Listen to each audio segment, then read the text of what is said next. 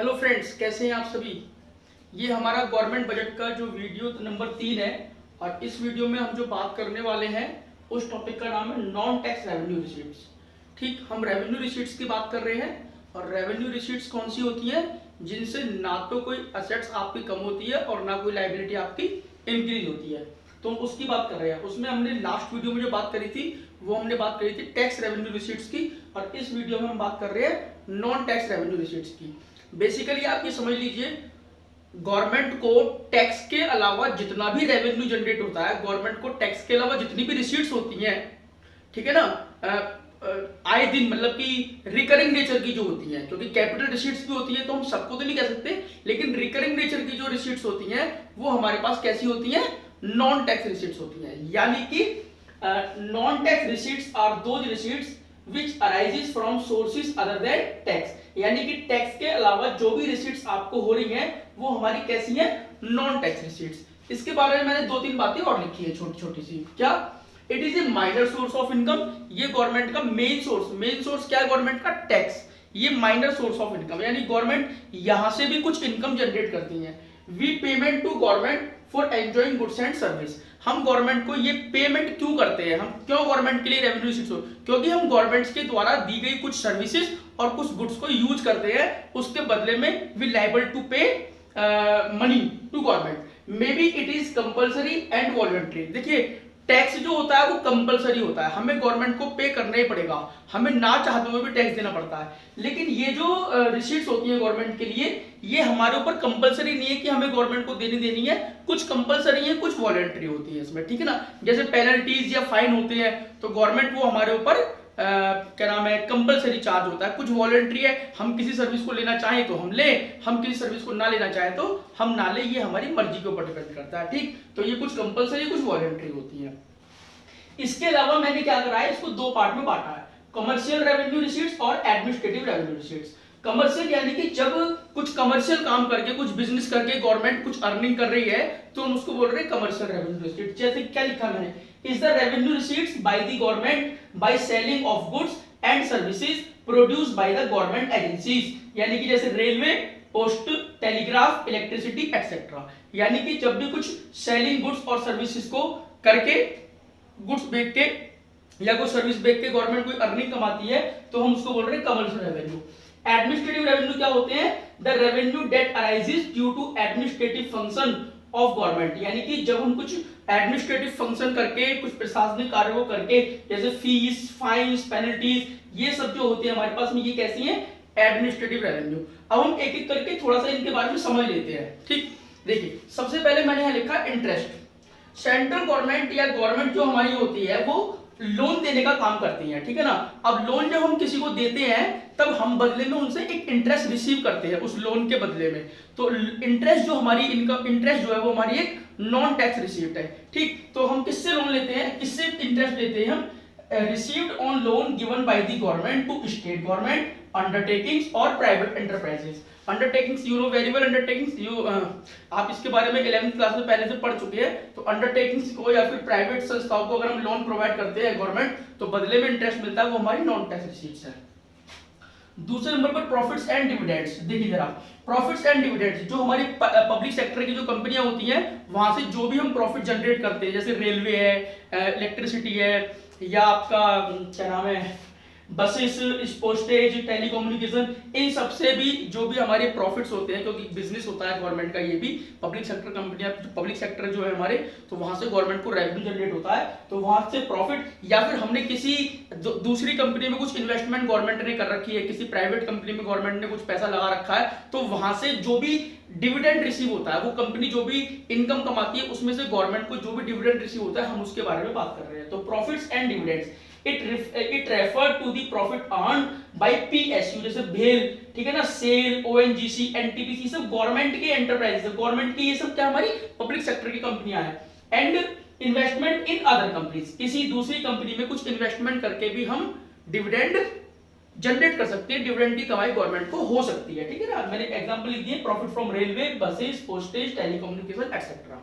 ठीक, तो ये हमारी प्रॉफिट्स और डिविडेंड की कमाई की हम बात कर रहे हैं। ठीक, तो गवर्नमेंट कुछ, जैसे रेलवे से हमारे कुछ प्रॉफिट्स आते हैं, उस तरीके के प्रॉफिट की बात कर रहे हैं।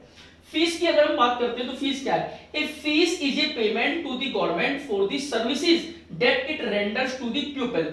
जब गवर्नमेंट कुछ सर्विसेज पब्लिक को प्रोवाइड करती है, पीपल्स लोगों को प्रोवाइड करती है, तो गवर्नमेंट उसके लिए कुछ फीस चार्ज करती है, तो हम उस फीस की बात कर रहे हैं। जैसे पासपोर्ट बनाने का गवर्नमेंट काम करती है, तो पासपोर्ट के लिए फीस लेती है। कोर्ट फीस, अगर मान लो खुदा ना खास्ते किसी बिजनेस का कोर्ट में केस चल रहा है, किसी इंडिविजुअल का कोर्ट में केस चल रहा है, तो वहां पर कोर्ट फीस आती है। ट्यूशन फी, जो स्कूल गवर्नमेंट स्कूल होते हैं वहां पर जो फीस जाती है बच्चों को पढ़ाने के लिए, वो भी क्या है हमारे पास में? Tuition fees. यानी कि ये भी गवर्नमेंट की एक तरीके की क्या है? फीस है। इसके अलावा और भी होती है, भी हम समझेंगे आगे। देखिए जरा, फिर अगला पॉइंट है हमारे पास फाइन्स। फाइन्स क्या होते हैं? Basically collected various law to break the rules. देखिए गवर्नमेंट अलग अलग तरीके के रूल बनाती है, और अगर आप उन रूल्स को फॉलो नहीं करते हो, उन रूल्स को मानते नहीं हो और उनको ब्रेक करते हो, तो गवर्नमेंट हमारे ऊपर फिर फाइन्स चार्ज करती है, पेनल्टीज हमारे ऊपर लगाती है। जैसे बड़ा पॉपुलर होता है कि भाई 3 जने बैठ के बाइक नहीं चला सकते हैं, या फिर हेलमेट आपको लगाना जरूरी है, आप ड्रिंक करके गाड़ी नहीं चला सकते, आप रेड लाइट क्रॉस नहीं कर सकते। तो गवर्नमेंट कुछ रूल्स बनाती है, और बेसिकली देखो ये जो है ना, ये जो फाइन्स होते हैं, गवर्नमेंट का उद्देश्य यहाँ पर ये नहीं होता कि हम इससे इनकम जनरेट करें। गवर्नमेंट का उद्देश्य होता है कि लोग रूल्स को फॉलो करें, लेकिन अगर आप रूल्स को ब्रेक करोगे तो फिर आपके ऊपर पेनल्टी इंपोज करी जाती है, आपके ऊपर फाइन्स लगाए जाते हैं। ठीक, इस तरीके की बातें होती हैं। अच्छा, एस्टेट्स। एस्टेट क्या होते हैं ये हमारे पास में? देखिए किसी व्यक्ति की कोई प्रॉपर्टी है, हो सकता है कि उसके मरने के बाद में उसकी प्रॉपर्टी का कोई उत्तराधिकारी ना हो, कोई लीगल हियर ना हो, और उस व्यक्ति ने मरने से पहले अपनी प्रॉपर्टी किसी के नाम पे ना की हो, कि किसी ट्रस्ट को ना दी हो, किसी मतलब कोई उसके मरने के बाद में, उसके डेथ के बाद में कोई भी ऐसा बंदा नहीं बचा है जो उसकी प्रॉपर्टी पर अपना हक बना सके। तो गवर्नमेंट क्या करती है? ऐसी प्रॉपर्टी को ले लेती है और उससे गवर्नमेंट फिर इनकम जनरेट करती है। इसको हम बोलते हैं एसेट। तो claim the government on such property, तो गवर्नमेंट क्लेम करती है इस प्रकार की प्रॉपर्टी पर where person died without any legal heir और विल। ना तो कोई उसका उत्तराधिकारी और ना अपनी कोई विल बना करके वो गया है कि मेरे मरने के बाद में ये प्रॉपर्टी इसको दी जाएगी या इसको नहीं दी जाएगी। ठीक, तो उसको गवर्नमेंट क्या कर लेती है? उसको गवर्नमेंट ले लेती है।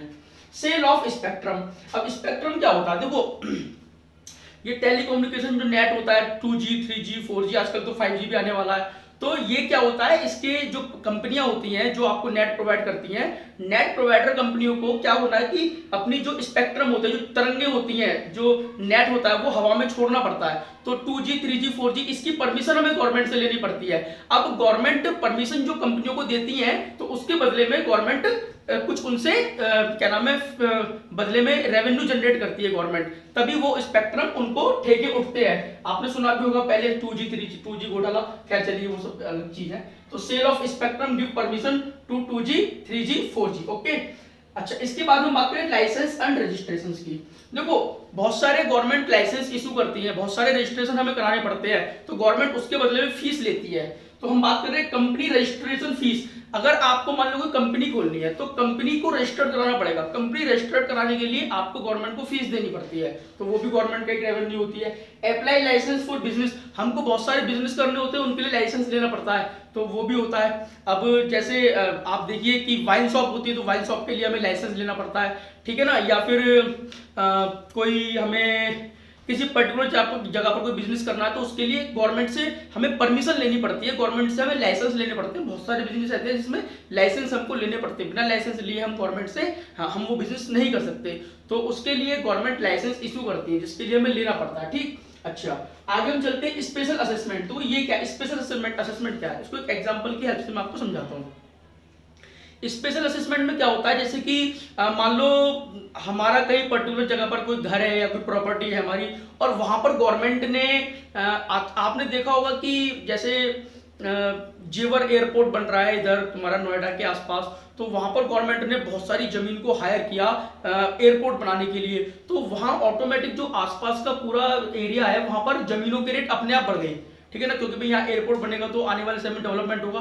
तो गवर्नमेंट के किसी काम की वजह से अगर कोई डेवलपमेंट किसी एरिया का हो रहा है, तो उस एरिया की जो जमीन होती है, जो प्रॉपर्टी होती है, उनके रेट बढ़ जाते हैं। तो गवर्नमेंट क्या करती है, स्पेशल असेसमेंट करके गवर्नमेंट उनसे कुछ ना कुछ रेवेन्यू जनरेट कर लेती है कि भाई आपकी प्रॉपर्टी के रेट बढ़े तो आप हमें बदले में कुछ दो।